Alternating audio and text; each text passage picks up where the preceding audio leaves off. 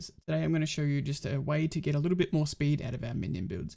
So for those of you who've seen my previous videos, as you know, I've been doing nothing but minions since I installed Diablo 4 on the 2nd of June, and we're going to be doing only minion builds all the way up until level 100. It's evolved over the last couple of weeks, but today I want to show you guys a speed version of the build that makes us just a little bit faster, because of those of you who've gotten to endgame, who've been starting to do nightmare dungeons and open world activities to just get a little bit more XP, and there's also some extra gear and whatnot. XP per hour and loot per hour is something that's super important. Now, this is still a minion build entirely, but it's a little bit faster version of it, which includes different aspects, different skills and stuff like that, just to make our build just a little bit faster. So as for them of you who have been following my build over the last couple of weeks, for the most part, we still have our minions, we still have the warriors and the mages.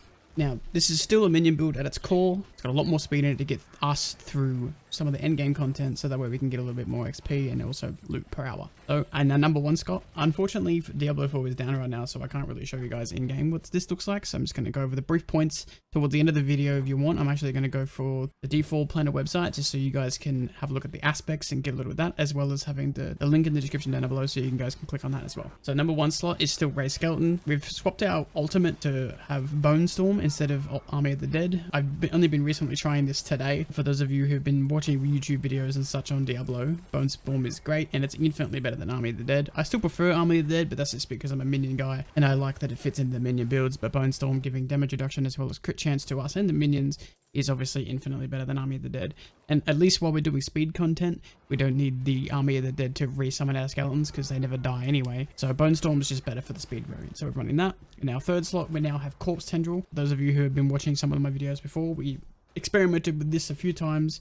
I'm pretty vocal about the fact that I'm not a fan of Corpse Explosion, and also while the miasma aspect is actually bugged, I still prefer not to run this. So we swapped to Corpse Tendril instead. As you can see, obviously the second a corpse goes out, we activate Corpse Tendril, and for those of you who don't know what Corpse Tendril does, it reaches out into a massive AoE. It procs slow, stun, and we have the vulnerable rune on it, so it hits 3 things that give us a lot of extra damage. With this build, we do damage to slow, we have a lot of increased damage to vulnerable, and as well as through a glyph, we do increase damage to stunned enemies. And obviously all of this combined is great. So Corpse Tendril was an absolute no-brainer in this build. We also have an aspect that boosts that, which I'll show that to you guys in a second. And fourth slot, we run Decrepify. You guys have probably seen Decrepify a million times before, so we run that, of course. But what's new in this build is instead of having Golem, we're running Bone Splinters as an essence generator. So one of the main reasons for this is just a personal playstyle preference. Running out of essence is kind of frustrating sometimes. In the higher tier content, you run out sometimes more frequently, but in speed content, you usually don't run out of it. But unfortunately, the Golem is super lame. He's not very good, and he doesn't do a lot of damage in this build anyway. So sacrificing him was actually better, purely because when you sacrifice the Golem, you can get a 30% crit damage multiplier, and that's a way more beneficial than having the Golem in the build at all. So he's gone, and we also solved the problem of having to worry about having essence, because now we can just generate it ourselves. And of course, Bone Spear on a right click, which implies vulnerable over and over again. So you've probably seen this about 1,000 times before, and if you haven't, there it is. It all works super well together. And what makes this speed variant is we've swapped out a couple things. Now, instead of running a two-handed, we now run a wand and a focus. And the reason for this is purely for attack speed as well as animation speed. Not as many people seem to be aware of is the animation speed. And if you ever use one-handed stuff, you'll know the difference. Like even just using Corpse Explosion or Corpse Tendrils and stuff like that is an animation speed. And with higher attack speed, those animations are much faster. So we went from a 0.90 attacks per second to 1.2 attacks per second.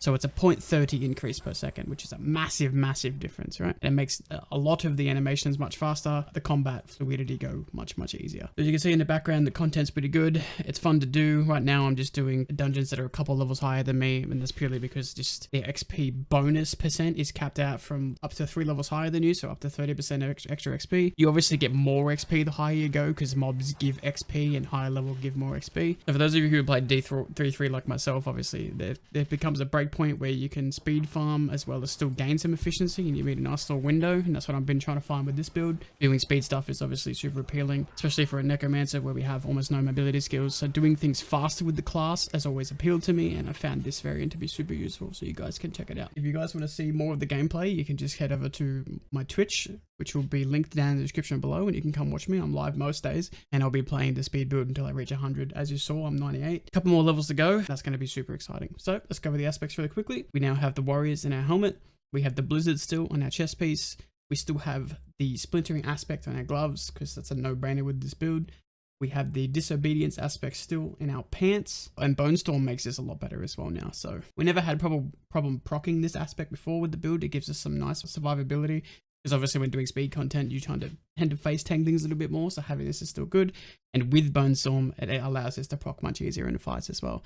And now the new aspect that we have in our build is crits grant movement speed. Now I have a max roll on this. So all I have to do is get a couple crits and we get a bonus of 16% movement speed on my boots. And again, I unfortunately can't show you because Diablo's down at this point of the video. We have movement speed in our boots, as well as killing an elite grants movement speed. And then obviously we have movement speed on our amulet as well. So we have 3 stacks of movement speed, and obviously the amulet gives us movement speed. So those are super nice.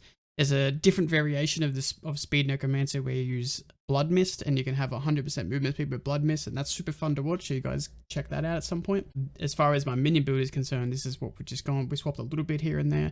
So we're still using reanimation in our weapon slot, which is just there. And now we have aspect of retribution in our focus.